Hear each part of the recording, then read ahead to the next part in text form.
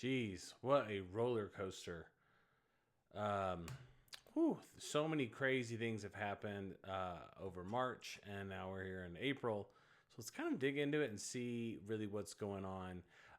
We'll definitely jump into the charts. I wanted to take a minute and go through.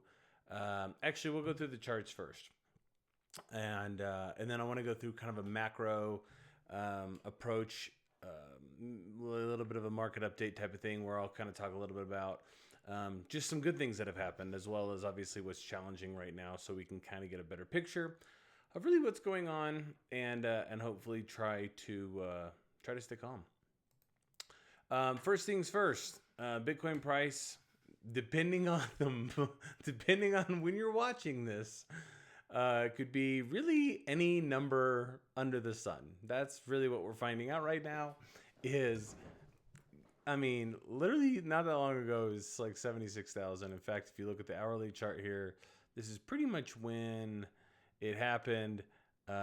We did have a little bit of traction over this morning, and then obviously just a couple of hours ago, an announcement kind of, rock some things. And that was Trump's going to kind of pause tariffs. And I think it's just because there's a whole lot of pressure from the bond market. If you go look at the bond market, I think that, not to get too political here, because I'm not really the educated one in these variables, but I do think that there are powerful people with a lot of money who can pressure basically anybody they want, including the president of the United States. What's interesting is the Federal Reserve is neither federal, it is not a reserve, right? It's not what it's made out to be. And I typically have talked about this historically as like don't bet the farm on what they say, because it's not ultimately going to be what a lot of the news is, right? They're not attached to the government. They're not going to be influenced by the government. And that's originally the original intent was to create a separate entity that basically the president or politicians or whoever couldn't squeeze them, threaten their jobs, threaten their livelihood, whatever. It's to create this, separation, to create some, hopefully, wisdom and leadership to allow for people to make good decisions. We're way past that, unfortunately. But in kind of modern times, aka the last, since January, since Inauguration Day, the markets have been tanking, and there's been a lot of pressure, it seems like, from Donald Trump to get the Fed to really lower rates. And there's not really a way to do that sustainably because of the tariff conversation, because they don't exactly know how that's going to impact things long term. So you can't make a short term shift to lower rates just to turn back around and raise them. That's what, if anything, that's what Jerome Powell has been very adamant about, is he wants one direction. We want to go in that direction until we need to pivot. And when we pivot, that's the main direction we go in. So really kind of jumping into the information here. Obviously, we've had quite the sell-off here. We really sold off to minor resistance, which is like, I'd have to go watch the actual video, but I said we might see some resistance around here, but it's very minor. It's very unlikely. This is ridiculous in my opinion. Like, this is crazy. Look at this wick right here. So literally this is the bottom of the resistance zone right here, which is where resistance just meaning that all this liquidity happens. And there's kind of some buying and selling, and then obviously more buying, right? All this liquidity appears. So this little zone right here of, you know what? Are you even able to see this? Because I just realized my fat head's going to be in the way. Let me get rid of my fat head. Ta-da! Okay, so here we go. All right, so here is all this liquidity. Here's all the liquidity up here. And then this is that little consolidation, right? Buying and selling and buying and selling. You can see how the wick down here was the bottom range, and this is going to be the top range right here of this little bit of resistance. Look how ridiculous this is. It literally sold off to this. Now, the probability I would have assigned to that is probably single digits, because all this major support is like a magnet. The markets really typically want to test this. I think we were heading to that until the pressure got too much and or well, again, we don't know. I'm speculating, but I'm assuming that enough pressure in the bond market has kind of forced the politicians to kind of maybe reevaluate. Unfortunately, it's pushed 90 days, so I don't really know. Like, we're just going to be revisiting things in 90 days. As you've always heard me say, we buy red candles and we sell green candles. There's going to be a lot of fear and of missing out, a lot of FOMO right here. People are going to be, hey, it's over. Definitely the world's saved or changed or whatever. I wouldn't really buy that. On a green candle like this, it's gonna come back down. It's just a matter of where. Do we get up to this purple line, which is our moving average, which is going to be the most likely kind of resistance level, right? So does it push up to 85, and then after that we have a red day and we come back down? We retest 82, maybe 80, maybe this little green box. Who knows? Maybe it sells back off in here. We don't really know. This is all news right here. People are kind of selling the news. We're going to see what happens. At the end of the day, what we care about is what we're supposed to do. And on a day like today, with really so much craziness going on, you can't chase it. You don't want to chase it. If in fact, I have a couple of short positions, which might sound a little silly, but I actually added to my short positions as a hedge in case we do sell off even further. It kind of gives me a little bit better position to add up here than it does to add obviously down here. Let's kind of look at the bigger picture of things. Really at the end of the day, if we look at the weekly range, in fact, let me kind of find that other one. Yeah. Let's look at this one. This is a little bit better. I made a video a while ago talking about the confluence zone here. Again, we sold off. I need this to scoot over a little bit so I can see. Okay, so actually we kind of got into that box a little bit. So we're getting right around there. Which is that little box is kind of this parallel channel, which again is just lines I drew on a chart. So hey, I could be off. Maybe it's supposed to be up a little bit. Maybe it hit perfectly. I don't really know. But for right now, the argument we want to talk about is this purple line. This purple line acts as this is the 1 week, right? So each candle is a week, and the purple is the average of the last 50 weeks at the close of the day. And what you want to see is we really have to hold this purple line, meaning the candle bodies, the rectangles, need to stay above this range. If we get below it, we have a pretty big problem. I don't foresee that happening because this weekly 50 EMA has been very consistent support for us. And in fact, when you kind of look back here, right over here, right, these were our 2021 high levels over here, which is awesome. And then it came down and it broke, like here it broke below it, but it pretty much closed above it, right? This one right here looks like it might have faked everybody out. But definitely we came down for sure below it. We confirmed that we're going to be below it. It goes back up, it retests it, gets rejected, and it sells off. So once we go below it, we stay below it. Now, once we get above it, we come back down, we test that level of support again, where this white line is. What happens when that happens? When we test this as support and we confirm that we are no longer wanting to be an average of going down, we want to be an average of going up, you can see what happens. It takes off, right? The next time it happens, after it takes off, it comes back down. What does it do? It tests that 50 weekly EMA. At the time of this happening, again, it's doing the same story over and over again. It's, hey, we're retesting this zone. We probably want to buy right around here. This is a very strong support, which means just increased probabilities that it's going to go up from here. Where are we now? We've come up, we've come back down, and we talked about how overextended we were getting here. Over the past couple months, we've talked about being overextended and how we either have to go sideways for a long time so the purple line can catch up, or we got to come back down to the purple line.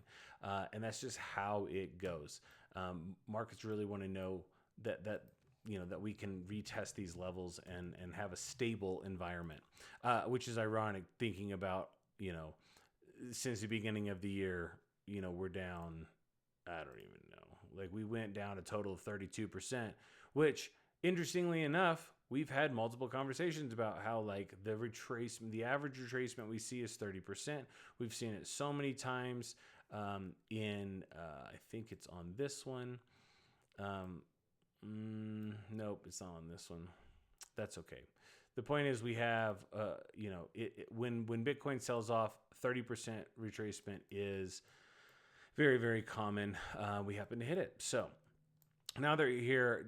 Can we hold here? Again, Bitcoin has never gone through a recession before, so we don't actually know really what that's going to look like if we do enter a recession, which, as you'll see here in a moment, the odds are increasing. Now, it's kind of silly for me to talk about it because I've been talking about a recession for I don't know how long, like way over here somewhere. Who knows? Just all this money printing. Man, it doesn't make any sense. And here we are in a position to where we have a potential for a recession. We're going to see what actually happens. So now that we must hold this 50-week EMA, right? This purple line, we happen to come down to it. We happen to, sell or buy it back up today, which is great. But if we look on a monthly chart, what's kind of interesting too is, this is not a great. This is not a really great view. Okay, I'll find a different one for you. But the bottom line is the monthly is way down here at the 50, which is pretty far away. And so with that being said, it's something that I don't think it's going to be a problem long term. Let me see if I can find it on another one really quickly. Negative. Okay. All right, we'll just keep moving. So the bottom line is that the 1 week 50 million EMA is really what we have to hold. If we don't, it could be the monthly, which is down in the 50 range, and that's where I'm going with this conversation. If we happen to be in a recession, where's the next level of support? We could argue, several different lines in here, like this right here should be holding a support somewhere in here. That would be 60,000. I would hope that if we end up in that position, maybe this purple line does come up a little bit. That'd be great. And then that could hold as support. I'm really kind of looking at that as kind of a worst case scenario, though. I really would like to avoid that entire thing. At this point, I'm expecting a little bit more of a sell-off. In order to confirm and view this, and this is a weekly chart again, for me to say, hey, we're going up again, we have to get above this whole area. And so we have to actually continue green up, and it's probably going to see this $92,000 level, like we've been talking about for a while, is going to be now the ceiling, right? It was acting as a floor. We broke through the floor. Now, is it going to be a ceiling? If it's a ceiling, then that will cause us to curl over and head back down to lower prices. And so what we're going to do is just wait it out. All right. So other than that, let's look at the Bitcoin dominance. So fascinating. The Bitcoin dominance right now, and again, let me go to a daily. Actually, it really doesn't matter. But you can see that Bitcoin dominance has kind of topped out as well. We're in that top zone. Maybe I do need to do weekly just so we can see more here. And this is all the money that's going into crypto that's specifically going into Bitcoin. And these have been kind of warning levels on the way up. And we said when we reach a certain point, it will cause things to roll over. And when it does, it's just Bitcoin will basically grow at a slower rate than the altcoins, right? So the comparison and the valuation is Bitcoin isn't going to go down in price necessarily, but it will grow slower. It will increase in valuation slower than the counterparts, Ethereum, and all the other altcoins, right? And so that's our alt season. That's really where you see a lot of these altcoins take off. Okay. What's interesting too is kind of in a recession. What's really fascinating to me is Bitcoin is kind of acting, when you look at the stock market, which I'll show in a second, Bitcoin's kind of acting as this really weird safe haven asset, which is kind of like in its fundamentals, right? But the craziest part of it is we really don't see a lot of traction in the past of it acting as a safe haven. It acts very much as tied to risk on assets like the S&P 500 and stocks. And so because of that, it's like, oh, it's probably just going to do whatever that's doing. And now the stock market's been falling harder than than Bitcoin sometimes. Bitcoin obviously has done better than all the altcoins. That's not a surprise. There's more stability in it because there's more basically trading volume, liquidity, and all that kind of stuff. But we are kind of reaching our peak here. And so that could mean that we could see a little bit of an altcoin season coming soon if a recession is kind of avoided, or I don't see how we're going to avoid it, but let's just say not announced. If it is, I could see this actually peaking and it comes up because more money, if it leaves this space, it's going to be leaving, or well, if it leaves the space, it doesn't count in this chart, like if it goes to cash. But any money that stays in crypto, what we could see is, oh my gosh, we're going to recession. People sell their altcoins for Bitcoin, and what that does is Bitcoin dominance goes up. Where's that next level? It's kind of going to be in this low 70s range. So anywhere from probably like 70, we'll just say 70, 73, 70, 74, somewhere in there. That's our next real level. And that would be pretty intense because it has not revisited those levels in a very, very long time. Right here in 2019, and then obviously in 2021. And obviously what happens, I say obviously like it actually is obviously. Let me educate you. What happens is really the dominance level of Bitcoin seems pretty high. Hey, all this money. Well, it's because there wasn't really any altcoins back here, right? Pretty much 2017 had this big ICO craze where they were introducing all these different altcoins. And when you introduce new products, you're going to sell your Bitcoin for other products because that volatility allows you to gain alpha, gain profits. And so the money leaves Bitcoin and goes into the altcoins, so you can profit there. And then when you're done profiting there, you just move it back to the safer asset. Just like you would use your USD, you would buy a stock, and when the stock goes up, you sell it and you go back into USD. And that's kind of how that works. And this whole thing kind of yo-yos around.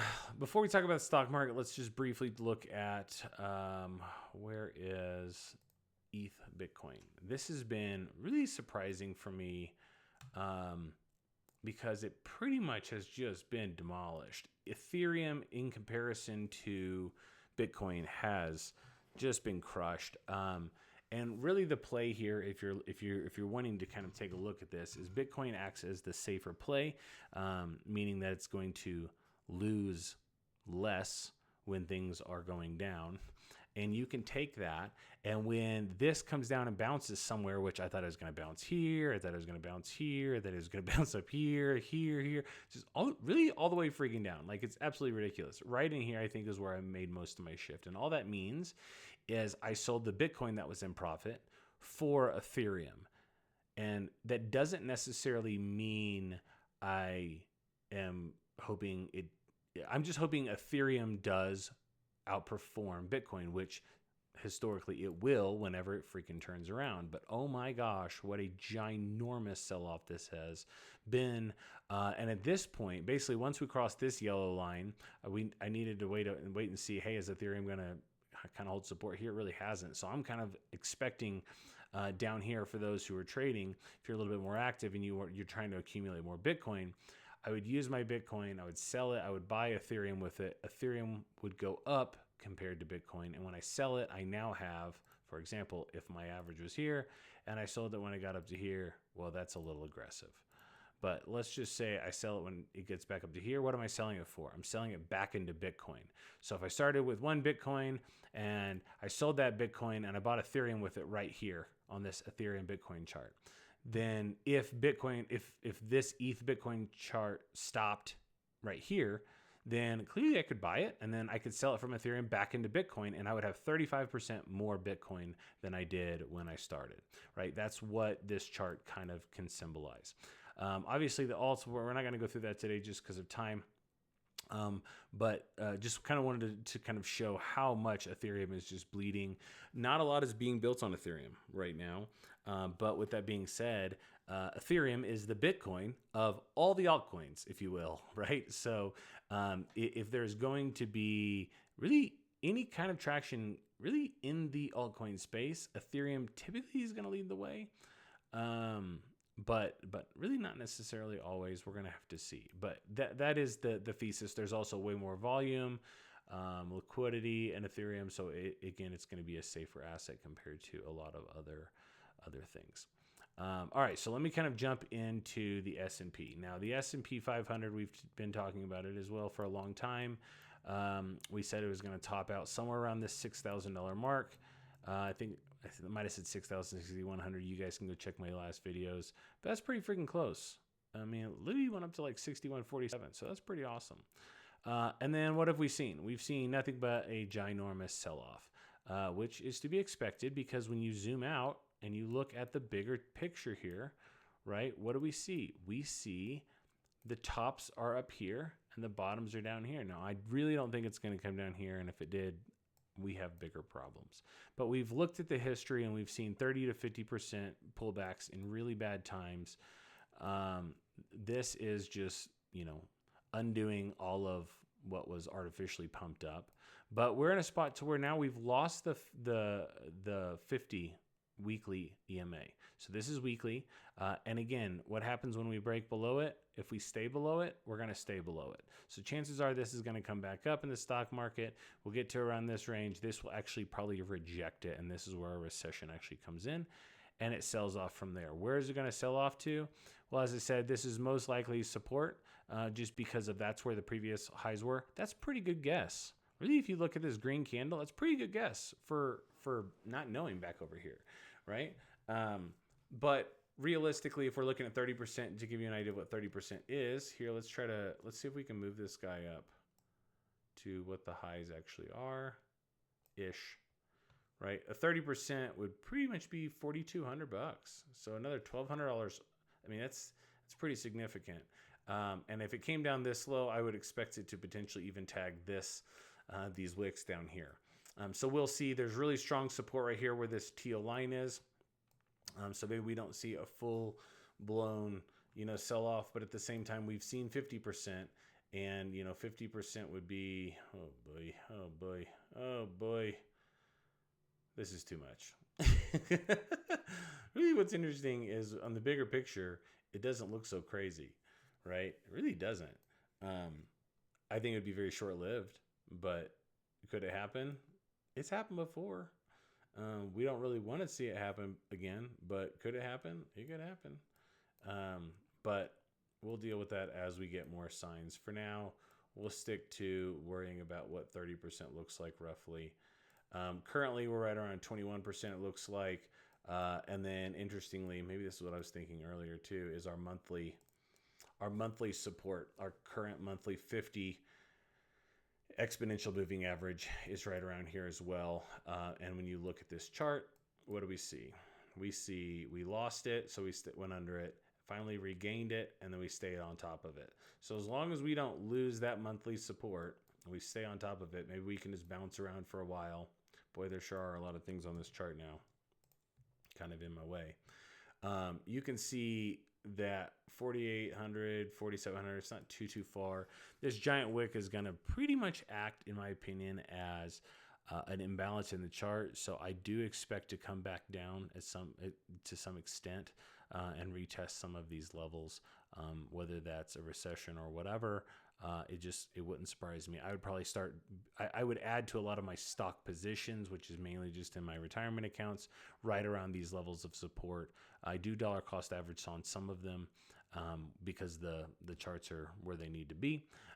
But you can see how it would not be crazy if over the next couple of months, the next month or two, we have a really bad go at it and we have a hard sell off.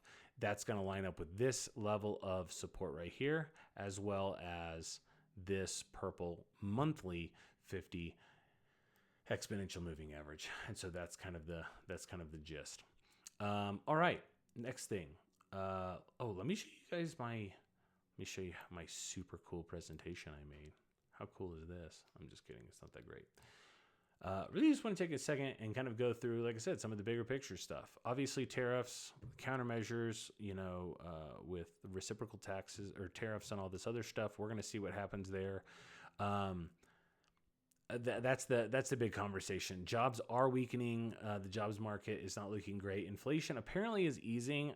But if you've followed me long enough, you know that I don't really believe any of that kind of stuff because all they do is change the number. And that really drives me nuts. Oops, I moved the wrong thing. That's okay. Mortgage rates remain high for residential mortgage loans, I guess across the board. But obviously, that's going to be a problem to stimulate the economy. Mortgage applications are at one of their lowest levels in a super long time. People just aren't applying because there is this belief and memory of what 3% mortgages were and 2% mortgages. And so maybe we just wait it out is what they think. And so those things are going to also hurt the economy. The GDP is dropping, as you can see by this chart, that the real GDP quarter over quarter, we're consistently trending down. That's not a great sign. Basically, the economy is still slowing. Other news, recession. odds have increased. JP Morgan is basically saying there's a 60% chance of a recession now, and Goldman Sachs is saying a 65% chance of recession. What's fascinating is literally a couple weeks ago, I was going to make a video about how they announced it was 40%, or I think Goldman Sachs was 45%.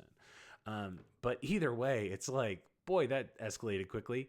And it's really just, the chances of the recession are increasing simply as the trade war conversations are happening.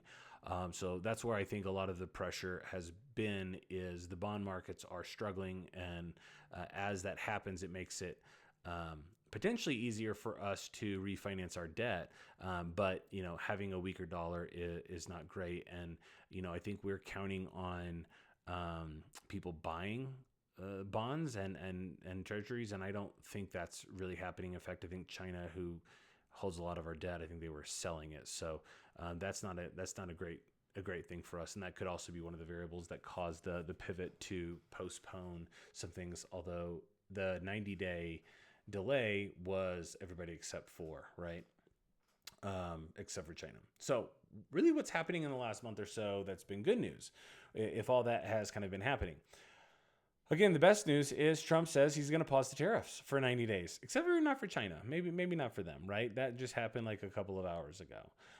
But it still is kind of kicking the can down the road as we don't really have an idea of, okay, well, what's going to happen in 90 days? Are we really revisiting this whole thing back? So we'll figure all that out, I guess, as we get closer. But this is why in the Facebook group, I kind of posted, like, let's not get too excited. Again, we buy red candles, we sell green candles.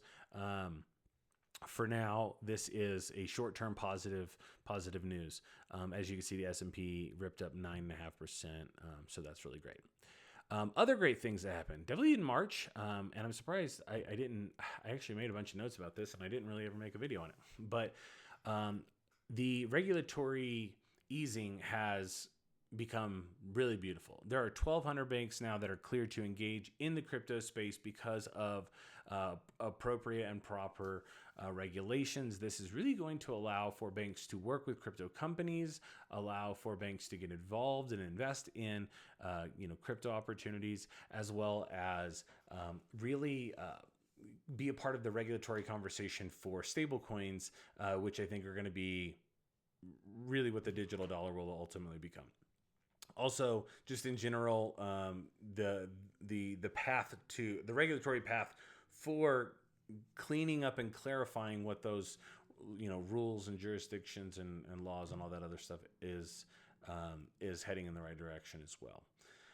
Also in March, this was already discussed, but definitely have a strategic Bitcoin reserve. Something to clarify, though, is it's not what I think. I think it was originally made out to be very optimistic. We've heard from our crypto czar, of all names, that we're really just going to hold on to all the Bitcoin that we seized as a country. We basically took it from the Silk Road when they shut them down. So we've been sitting on almost 200,000 Bitcoin for years. It's just now we can basically take it and say, hey, this is going to go on our balance sheet, and that's going to ultimately help us. But the negative part of this is, again, there's not going to be any new buying, which is what everyone is most hopeful about. When last year in 2024, Trump started talking about the strategic Bitcoin reserve, there was comments that he would be, obviously acquiring these assets. That's not going to be the case right now, mainly because where's that money going to come from? And how do we justify to the public buying Bitcoin when we should be paying our debt down or a bunch of other bills? So I'm sure that's a very complicated conversation, well above my pay grade. But that's good for now. Seeking SEC ETF approval. We know there's a Bitcoin ETF. We know there are many, as well as an Ethereum ETF. Currently this year, I think it's October is the deadline for a lot of the ETFs to approval. It's Litecoin, Solana, Hedera, XRP, Dogecoin. There might even be some other ones, but those are definitely the big names that have really kind of made the news. Solana and XRP definitely launched, and I haven't checked on the other ones, but I know those two launched futures ETFs, which are definitely not the same thing. The futures markets This is just about liquidity, but it is a great sign and a great argument for why they should go ahead and approve a spot ETF, which is ultimately what's going to help all of us. The futures market is like the paper market, right? And so you're moving the paper around, and it's correlated to that asset, in this case, Solana or XRP, but that doesn't necessarily mean the same things. That just because that's growing in volume, that doesn't necessarily mean that adoption is growing for Solana or XRP. So we will see. The biggest benefit here is that ETFs and regulations are ultimately what drive the institutional adoption and the legitimacy for crypto. And so if the futures markets can start using them and creating liquidity and creating profits, then it really gives a strong argument for, hey, this is working. It's volatile enough to where people are profitable, but it's stable enough to where we can let people, obviously take advantage of it. We just simply need to put regulation around it, whatever the heck that means. And we'll find out as we move forward. And these are also these ETFs, the Solana and XRP. I'd have to double check, but chances are they're leveraged. Actually, let me read it really quick. It doesn't say, but I'm pretty sure it's leveraged because I did look at it when it first came out, and I thought it's a benefit for somebody like me, but I wouldn't necessarily tell people to add it to their retirement account if they're just leveraged accounts. The next thing is corporate treasuries. Really increasing corporate treasuries, aka companies are buying Bitcoin and they're holding them. MicroStrategies is up to 528,000 Bitcoin as an entity, as one entity. They own 500,000 Bitcoin, which is just so impressive. So impressive. Mira Holdings is kind of following up there next. And then obviously there's some private companies that hold Bitcoin as well. The ETF inflows are continuing to increase. BlackRock's ETF, iShare, which is called iShares Bitcoin Trust, they are, look at 575, 528. Yeah, they have more than Michael Saylor, which they should. They're the largest hedge fund in the world. But still, it shows you how little they have in comparison. Obviously, Fidelity, Grayscale, the other ones, really lots of volume going into Bitcoin ETFs. And governments as well, right? The U.S., and again, it's a little misleading because it kind of implies we bought 198,000. We really didn't. We just kind of took it from somebody else who already had it. China, while they will never admit it, has done the exact same thing because they shut down Bitcoin mining 500,000 times, it seems like. And every time they do, they go seize those assets, according to the folklore, if you will. So long story short, China's got a bunch of Bitcoin as well. But it's nice to see that other countries outside of El Salvador, which is really historically the country who really took the lead here, and kind of led everybody to say, look, it's a good thing to own Bitcoin as a government, and look what it's done, because that was back when it was significantly cheaper. Obviously under $20,000. So they've done very, very well. While the U.S. hasn't acquired any new Bitcoin, obviously we are officially claiming it now, which is kind of cool. And so I think over the years we will see really that grow. And so that's what I got. Basically, at the end of the day, really we are in a very positive spot for crypto, regardless of the market selling off, regardless of all of the really kind of the news. If we were to go and again, let me pull back up my let me go to monthly, my bigger picture chart, which this is all for the trading view thing that I did, but really what we're seeing is up and to the right? The trend is your friend until the very end, and we're staying on top of this purple line pretty solidly, except for in our bear market periods. That's when we're really bottoming. And this happens to be a part of the 4-year cycle. We will see if we align with this. But right now, all signs continue to point to the mass adoption of Bitcoin and the continued growth and increase in valuation of Bitcoin as well. And so as of right now, I am not in any hurry or worry to go and sell my Bitcoin that I bought or that I'm holding for the long term. Especially to try to trade it. I know that I do talk about trading occasionally, and I'm not trying to encourage anybody. But it's because, again, the more you look at these charts, the more you study them, the more you start to see the trends. And that's how I was able to sell Bitcoin when it was like 108,000, 106,000, I think it was.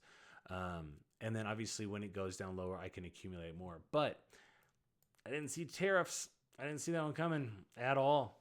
I mean, I definitely heard about it, but I was like, I mean, let's see, right? What do I know about tariffs? I've had to do so much research, and I'm still feeling like, dude, I have no idea what's going on. Every time I feel like I do research to try to understand the games that we're playing here, I'm like, oh, that makes sense. But I still don't know that I would say I am a master at this. So the one thing I do rely on is the thing that I'm most comfortable with, which happens to be the charts. For you, it might be something else. I would just encourage you to continue to find ways to increase your knowledge, however that's going to be, whether it's watching videos, reading books, trying to learn something about how bond markets work or tariffs impact things over time, whatever that's going to be for you. Increasing that knowledge is ultimately what reduces our risk. And when we can reduce our risk, now all of a sudden, the dollars we invest into markets, into our wealth, into our retirement, whatever, we get to start to count on those more often. And, regardless of your age, there's going to come a day when we all die. And we want to have enough money to live to at least that day, right? Maybe not after that day, right? If we can really build up wealth to outlast our lifetime, even better.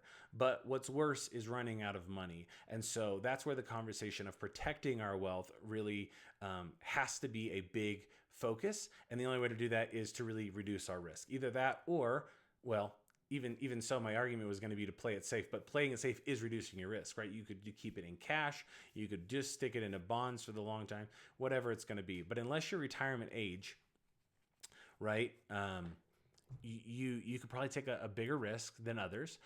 And I have plenty of argument for why in your retirement you should own some level of Bitcoin, unless you truly are just gambling. Like if you have really no money saved up in retirement in your retirement age, like, oh boy, Bitcoin may not be the place to go, because you need to be able to take profits at a certain point, and you can't count on the markets to bail you out or to be at the number you want it to be when you need that money. So this is for the long term. I hope that, just like looking back at the videos I made 2 years ago, 5 years ago, I hope in 2 years and in 5 years and in 10 years, I look back on these videos and I say, I can't believe it was $75,000. Like, it's just remarkable to think about. So anyway, that's what I got for you today. I hope you're doing well. Take care, learn something, reduce your risk, go build wealth. We'll see you.